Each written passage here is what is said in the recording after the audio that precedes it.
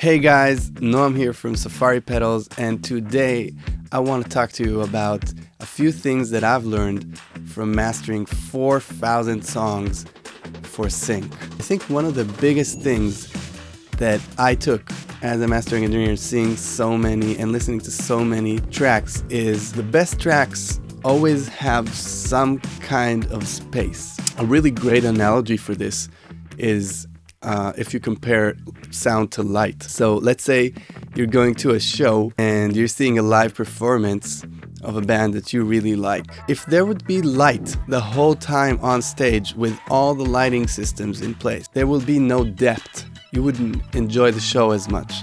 Think about how with lighting you can create a story, you can create depth, you can create movement.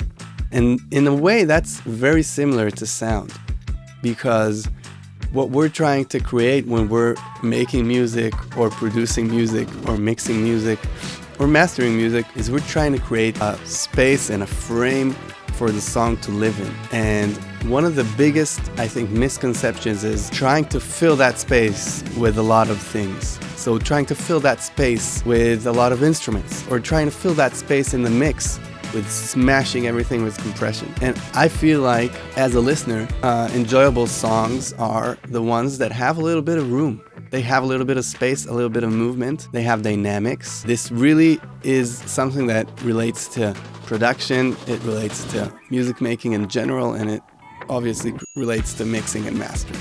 Another lesson that I've learned from mastering all these tracks is there's no template. There's nothing that fits to all different styles and genres, and not even styles and genres, but I'm talking about individual songs. And I think the biggest kind of job that I had as a mastering engineer is to listen to each song and decide what fits that particular song. I think that relates to a lot of music making in general as well, because there is a certain template that I like to use on drums or on bass or on vocals, but that doesn't mean that I'm going to always use the same tools.